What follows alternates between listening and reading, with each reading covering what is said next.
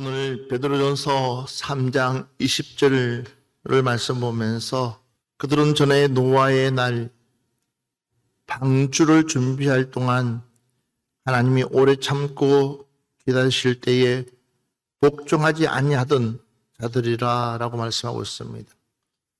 노아의 날,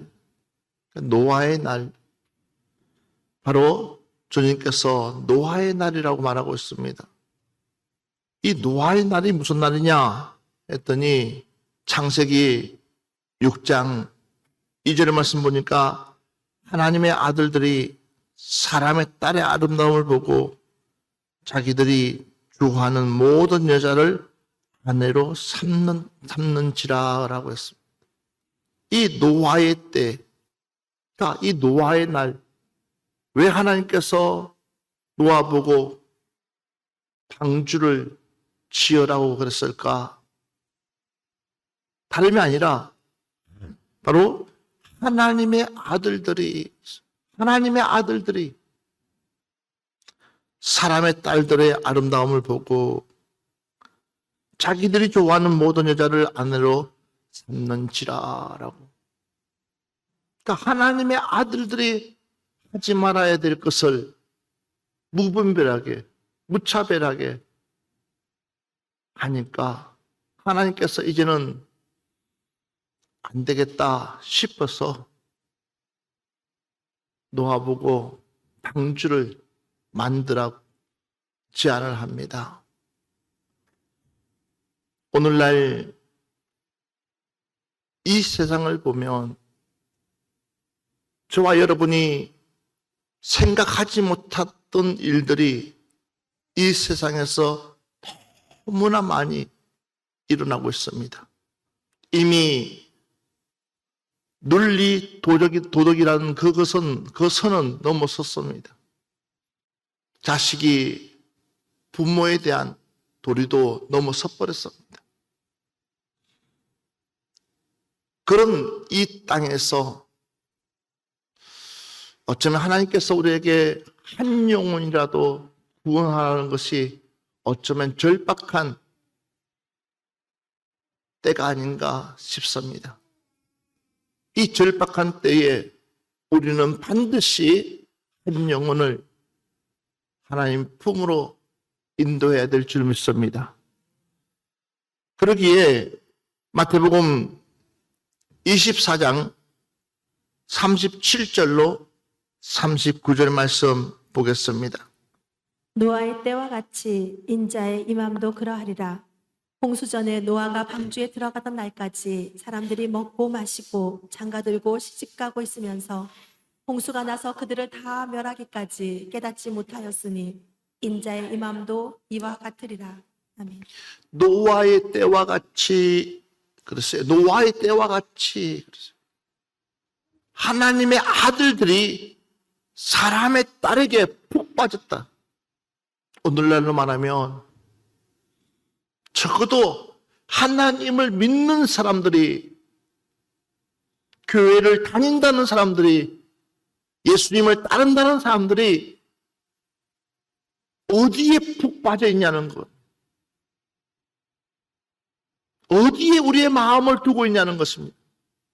사랑하는 여러분들이요, 어떤 행위로 보는 것이 아니라 오늘 우리는 우리의 마음의 심령을 한번 펼쳐보자는 거예요. 내 안에 있는 내 심령이 과연 어디에 마음을 두고 있냐는 것입니다. 예수를 믿는다고 하면서, 하나님을 따른다 하면서 내 마음이 어디에 기울어져 있냐는 것입니다. 그러니까 홍수 전에 노아가 방주를 들어가던 날까지 사람들이 먹고 마시고 장가들고 시집가고 있었으며 그렇습니다. 이 이야기를 다른 얘기하면 자신들의 일에 분주하다는 거예요. 그러니까 하나님의 일에 우리 마음을 쏟아야 될 우리가 내 자신들의 일에 너무나 분주하다는 거예요. 그러니까 무엇을 잊어버리냐? 하나님을 잃어버린다는 거예요. 예수님을 잃어버린다는 거예요. 여러분들 안 그렇습니까? 그러니까 너무나 내 마음이 붕 떠가 있는 거죠. 내 믿음 떨어지는 소리를 듣지 못하고 있다는 거예요. 내 신앙 떨어지는 소리를 듣지 못하고 있다는 거예요. 정말 내가 간절하게 하나님을 찾아야 될 우리가 하나님을 찾지 못하고 있는 우리의 모습을 보면서도 우리는 지나치고 있다는 거예요. 그러니 우리의 양심은 하이 맞아가고 있는 거죠. 내 양심은 하이 맞아가고 있는 거죠. 봐보십시오. 홍수가 나서 그들을 다 멸하기까지, 홍수가 나서 그들을 다 멸하기까지 깨닫지 못하였으니 그랬어요. 홍수가 나서 다 멸하기까지 그들은 깨닫지도 못하고 있다는 사실이에요. 그러니까 자신들이 왜 죽어가는지도 모르고 있다는 거예요. 그래서 보십시오. 인자의 임함도 이와 같으리라 그랬어요. 오늘날 우리가 어떠냐는 거죠. 안 그래요? 우리의 마음의 중심이 어디에, 내가 정말 눈을 뜨는 그 순간부터 시작해서 눈을 감는 그 순간까지 하나님을 찾아야 될 우리가, 주님을 찾아야 될 우리가 찾지 않고 있는 우리 모습. 누가복음 12장 19절로 20절 말씀 한번 보겠습니다. 또 내가 내 영혼에게 이르되 영혼아 여러에 쓸 물건을 많이 쌓아두었으니 평안히 쉬고 먹고 마시고 즐거워하자 하리라 하되 하나님은 이르시되 어리석은 자여 오늘 밤에 내 영혼을 도로 찾으리니 그러면 내 준비한 것이 누구의 것이 되겠느냐 하셨으니 아멘. 여러분 한번 생각해 보시라는 거예요. 내 영혼아 여러에 쓸 물건이 많이 쌓여두었으니 평안히 쉬고 먹고 즐거워하자 하리라. 이 어리석은 부자가 누구냐는 겁니다. 내 영혼아 이제는 더 이상 부족함이 없으니까 풍성히 쉬어보자. 먹고 마시고 즐기면서. 그런데 우리 하나님께서 이 어리석은 부자에게 이 어리석은 자여 오늘 밤에 내 영혼을 도로 찾으리니 그러면 내 준비한 것이 누구의 것이 되겠느냐 하였으니 그러고 있습니다. 오늘 밤에 내 영혼을 취하겠다 할 때에 과연 이미 버스가 지나가고 손들을 봤자 후회하고 그냥 돌이킬 수가 없다는 사실이에요. 그런데 우리는 지금 마냥 천년만년 살 것처럼 하고 있으니 얼마나 기가 막히겠어요. 사랑하는 여러분들이요, 우리 영혼을 한번 오늘 심도 있게 생각해 보시기 바랍니다. 내 영혼을 한번 생각해 보시기 바랍니다. 그래서 내가 지금 얼마만큼의 하나님이 원하시는 그 믿음의 분량을 세우고 있는지 내 스스로를 한번 돌이켜보자는 거예요. 봐보십시오. 누가복음 17장 26절로 30절 말씀 한번 보겠습니다. 우리 같이 한번 한 목소리로 보겠습니다. 노아의 때에 된 것과 같이 인자의 때도 그러하리라. 노아가 방주에 들어가던 날까지 사람들이 먹고 마시고 장가들고 시집가더니 홍수가 나서 그들을 다 멸망시켰으며 또 롯의 때와 같으리니 사람들이 먹고 마시고 사고 팔고 심고 집을 짓더니 롯이 소돔에서 나가던 날에 하늘로부터 불과 유황이 비오듯 하여 그들을 멸망시켰느니라. 인자가 나타나는 날에도 이러하리라. 아멘. 노아의 때와 같이 방주 들어가는 그날까지도 사람들은 관심 두지 않고 있습니다. 120년이란 오랜 시간을 하나님 기다려줘도 그들은 관심 두지 않고 있습니다. 소돔과 고모라 성을 향해서 하나님께서 말씀해줘도 그들은 귀 기울이지 않습니다. 도리어 먹고 마시고 또한 사고 팔고 그 성의 유황불이 떨어질 때 그제서 그들은 난리가 나죠. 사랑하는 여러분들이요, 마라나타 주 예수여 어서 오시옵소서. 그때가 오래 남지 않았습니다.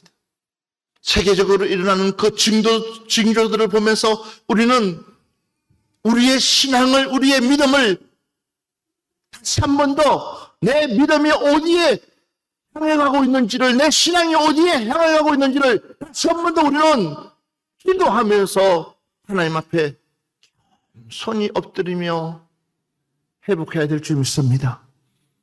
우리는 회복해야 됩니다. 히브리서 11장 7절 말씀 보면 믿음으로 노아는 아직 보이지 않는 일에 근거하심을 받아 갱함으로 방주를 준비하여 그 집을 구원하였으니 이로 말미암아 세상을 정죄하고 믿음을 따르는 의의 상속자가 되었느니라 그렇습니다. 여기 보니까는 믿음으로 노아는 아직 보이지 않는 일에 경고하심을 받아 그렇습니다. 지금 당장 뭔가가 되어지지 않지만 그러나 하나님의 말씀은 1.1핵이라도 변하지 않는다고 말씀하고 있습니다. 지금까지 하나님 말씀은 다 이루어지고 있다는 사실을 믿으시기 바랍니다. 그런데도 불구하고 우리는 이 말씀을 너무나 이제는 우리 스스로가 등한시하고 있다는 사실이에요. 우리 스스로가 이 말씀을 밀어내고 있다는 사실이에요. 밀어낼 것이 아니라 이제는 이 말씀을 받아들이고 우리 신앙을 추스릴 때가 된 줄 믿습니다. 그래서 우리는 이 한 영혼이 얼마나 중요한지 후회하지 말고 한 영혼을 위해서 힘쓸 수 있는 여러분들 되어주시기를 바랍니다. 이 노아의 때를 우리는 알아야 됩니다. 하나님께서 지금 어떤 일을 펼치고 있는지, 어떤 일을 준비하고 계시는지, 어떤 일을 통하여서 일하고 계시는지를 우리는 알아야 됩니다. 창세기 6장 13절 말씀 보겠습니다. 하나님이 노아에게 이르시되 모든 혈육 있는 자의 포악함이 땅에 가득하므로 그 끝날이 내 앞에 이르렀으니 내가 그들을 땅과 함께 멸하리라. 하나님이 노아에게 이르시되 모든 혈육 있는 자의 포악함이 땅에 가득함으로 그 끝날이 내 앞에 이르렀으니 그렇습니다. 우리 푸른 농산교회는 하나님께서 올 1년 누르고 흔들어 넘치도록 우리에게 복 주시겠다고 약속했습니다. 심지어는 하나님께서는 1000배의 복도 주시겠다고 했습니다. 그냥 복 주시는 게 아닙니다.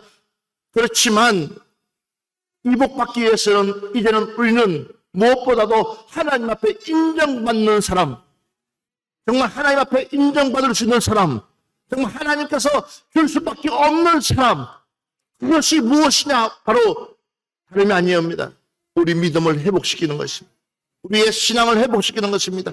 하나님이 기뻐하는 사람, 정말 죄로 난무해서 하나님께서 어떻게 할까 고민하는 것이 아니라 정말 하나님이 줄 수밖에 없는 믿음을 가지고 있는 사람. 봐보십시오. 창세기 6장 22절 말씀 보겠습니다. 노아가 그와 같이 하여 하나님이 자기에게 명하신 대로 다 준행하였더라. 아멘. 왜 하나님께서 노아에게 복을 주셨느냐? 대홍수 속에서 하나님께서 노아를 구원시켰느냐는, 그냥 하나님께서 노아를 구원시키지 않았습니다. 그냥 하나님께서 노아에게 복 주지 않았습니다. 주신 이유는 분명했습니다. 그 분명한 이유가 뭐냐 했더니 하나님이 자기에게 명하신 대로 다 준행하였더라. 하나님이 자기에게 명하신 대로 다 준행하였더라. 이 말씀이 무슨 말씀이에요? 여러분, 그냥 하나님께서 우리에게 복 주시지 않는다니까요. 여러분, 하나님의 일을 준행한다는 것은 내 삶을 포기할 때에, 내 삶을 포기할 때에 하나님의 일을 이루어가시는 줄 믿습니다. 이 노아가 그냥 하나님 앞에 인정받는 것이 아니라 봐보십시오. 우리가 생각할 수 있는 상식선에서 날씨가 맹경하고도 그냥 아무 일이 없는 그 날씨 속에, 그것도 산 꼭대기에다가 배를 치으라고 하는 그 말이 어떻게 타당성이 있겠어요? 그런데도 하나님의 명령이라는 겁니다. 주님의 명령이라는 것입니다. 여러분, 아무에게나 기회가 오는 것이 아니고 아무 때나 기회가 오는 것이 아닙니다. 이랬을 때에 한번 내가 하나님 말씀 딱 붙잡고 그 말씀을 준행하는 그 순간부터 어떤 일이 일어나냐? 노아의 가족은 보호받았다는 것이에요. 할렐루야. 바로 여러분에게 필요한 모든 것들을 하나님은 반드시 채워주실 줄 믿습니다. 창세기 7장 1절 말씀 다시 한 번 더 보겠습니다. 여호와께서 노아에게 이르시되 너와 내 온 집은 방주로 들어가라. 이 세대에서 내가 내 앞에 의로움을 내가 보았음이니라. 봐보세요. 하나님이 인정하니까는 그 가족은 다 어디에요? 보호 속에 들어가라는 거예요. 그것이 어디입니까? 바로 방주라는 거예요. 우리의 보호를 할 수 있는 것은 하나님의 성령인 줄 믿습니다. 이제는 7장 23절 말씀 다시 한 번 더 보겠습니다. 지면의 모든 생물을 쓸어버리시리니 곧 사람과 가축과 기는 것과 공중의 새까지라. 이들은 땅에서 쓸어버림을 당하였으되 오직 노아와 그와 함께 방주에 있던 자들만 남았더라. 밤새 창수가 터지고 비가 내리고 40일 주야로 비가 내리는 그 순간부터 누구도 기회를 받지 못하는 거예요. 방주가 떠 있어도 그 방주 안에 들어갈 수가 없는 거예요. 그 방주문을 닫으신 분은 하나님이시기 때문에 아무 때나 두드린다고 문이 열리지 않는다니까요. 아무 때나 기회를 주는 것이 아니에요.